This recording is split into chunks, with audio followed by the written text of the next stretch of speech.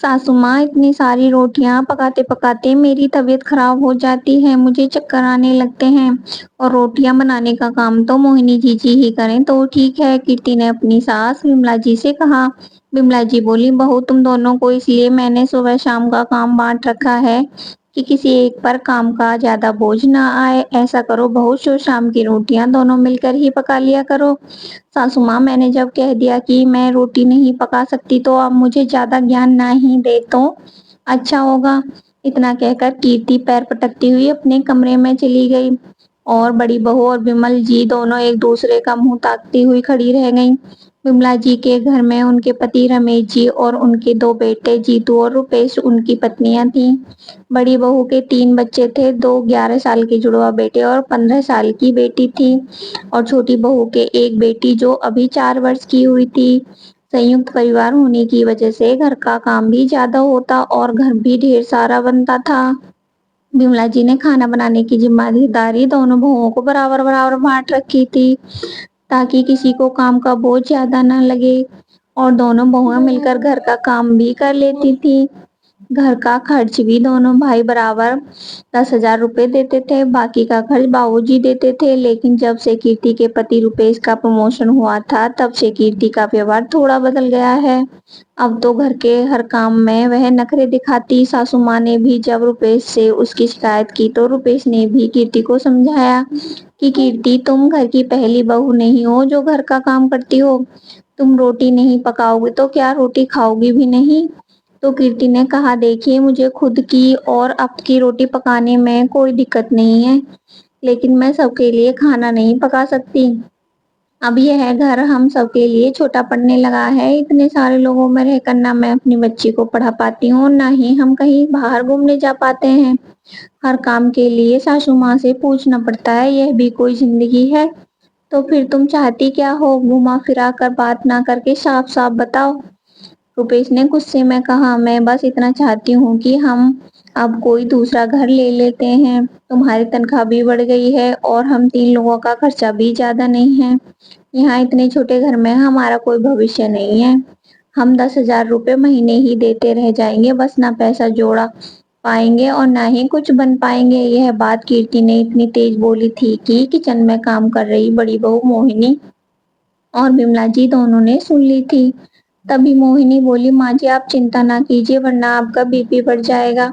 आप जाइए, मैं ही किचन देख लूंगी। बड़ी बहू ने विमला जी को पानी पिलाया और उनके कमरे में उन्हें भेज दिया। विमला जी ने सारी बात रमेश जी को बताई। सुनिए जी, छोटी बहू को घर पर 10,000 देना बहुत अखर रहा है, जिस वजह से मेरे बेटे को दिन रात ताने मारती है। घर का सारा काम उसने मोहिनी के ऊपर छोड़ दिया है। सिर्फ अपना खाना लेने कमरे से बाहर आती है और फिर कमरे में ही बैठकर खाती है। तो रमेश जी बोले, विमला, जब घर के रिश्तों में खटास आना शुरू हो जाए तो उन्हें अलग कर देना ही बेहतर होता है। मेरे दोनों बेटे दूर दूर से ही सही, लेकिन दोनों में प्रेम भावना बनी रहनी चाहिए। तुम फिक्र मत करो, मैं कुछ करता हूँ। रमेश जी ने बेटे रुपेश को बैठक में बुलवाया तो रुपेश आ गया।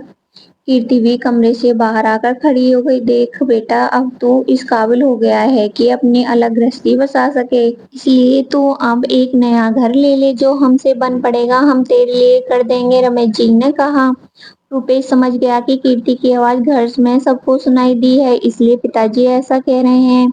वह बोला, नहीं पिताजी, मैं आपके साथ ही रहूंगा, मेरी गृहस्थी यही है, आप लोगों के साथ। तो बिमला जी बोली, बेटा कभी कभी कुछ बुरा होने से रोकने के लिए हमें बहुत सी कुर्बानियां देनी पड़ती हैं। तू फिक्र मत कर, हम तेरे घर भी आते जाते रहेंगे, लेकिन तू अब दूसरा घर ले ले। बिमला जी ने दिल पर पत्थर रखकर यह बात कही। रुपेश ने ना चाहते हुए भी माँ पिताजी की बात मान ली, क्योंकि उसे पता था कि कीर्ति माँ को ऐसे ताने मारती रहेगी तो घर का माहौल फिर बिगड़ेगा ही। अगले दिन उसने एक ब्रोकर से संपर्क किया और कुछ दिन बाद एक नया घर ले लिया।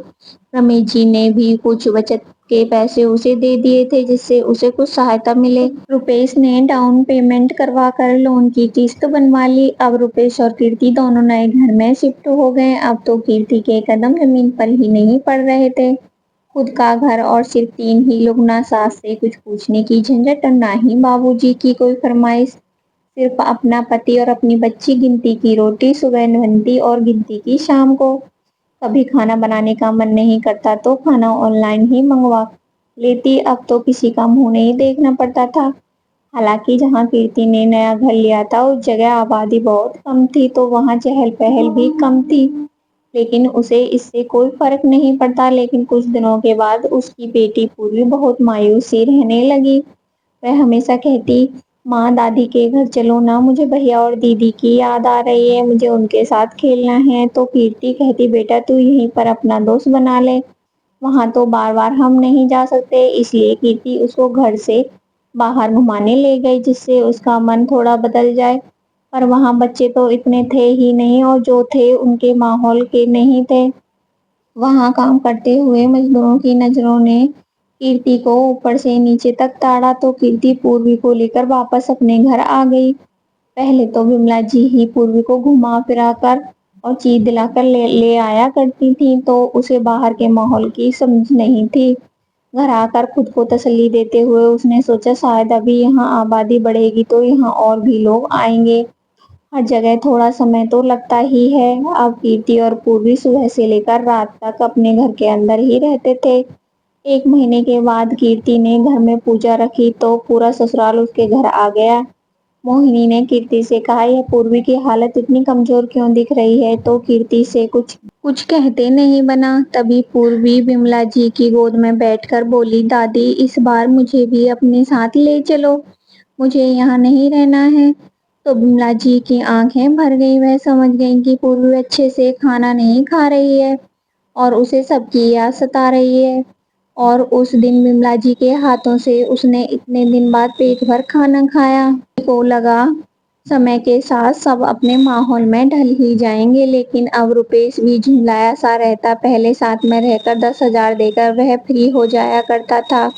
अब जब से वह लोग अलग हुए हैं तब से बिजली का बिल, घर की 15,000 की स्त्री के कपड़ों का पैसा, घर का मेंटेनेंस और घर से ऑफिस दूर हो जाने की वजह से पेट्रोल और भी ज्यादा लगने लगा। फिर बेटी के ऊपरी खर्चे, खिलौने और खाने पीने की चीज जो पहले उसके माँ पिताजी करते थे, जो कभी कीर्ति ने ध्यान ही नहीं दिया, वह अलग बात है। पहले पिताजी पूरा घर संभाल लिया करते थे, लेकिन वह तो बस अपना हिस्सा देकर खुद को ही घर का करता धरता समझ बैठी थी। इस साल बच्ची का स्कूल में एडमिशन भी कराना था। जब कीर्ति ने यह बात रुपेश से कही तो रुपेश उस पर भड़क गया। मेरा बजट तुम्हारी जिद की वजह से पूरा गड़बड़ा गया है। महीना खत्म होने पर डर लगता है कि कहीं किसी से उधार ना लेना पड़ जाए। अब इस साल तो नहीं, अगले साल ही होगा पूर्वी का एडमिशन। दोनों की बहस इतनी बढ़ गई कि दोनों ने रात को खाना नहीं खाया और ऐसे ही गुस्से में सो गए। अगले दिन रुपेश ऑफिस से शाम को घर वापस आया तो कीर्ति का मूड ठीक करने के लिए उसे घूमने लेकर चला गया। फिर बाहर ही तीनों ने खाना खाया। रात में 10 बजे जब घर आए तो देखा उनके घर का ताला टूटा पड़ा है और अंदर जाके देखा तो पूरी अलमारी तितर बितर पड़ी है। कीर्ति के गहने गायब थे। कीर्ति तो जमीन पर गिर पड़ी। आधे घंटे में ही बिमला जी और पूरा परिवार उसके पास आ गया। पुलिस भी आ गई और प्रकरण की भी दर्ज करा लिया। अब कार्रवाई तो चलती रहेगी, लेकिन कीर्ति का तो सब कुछ लुट चुका था। उसने रोते हुए अपनी सासू माँ विमला जी के पैर पकड़ लिए। माँ, आज मुझे एहसास हो गया परिवार की ताकत क्या होती है। आज मैं आपके साथ होती तो मेरी बेटी भी इतना कुछ सहन नहीं करती और ना आज हमारे यहाँ कुछ चोरी होती। मैंने इतने अच्छे परिवार की कदर नहीं की और आपके बेटे को आपसे दूर कर दिया। बिमला जी ने कहा, बहू इसमें तेरी कोई गलती नहीं है।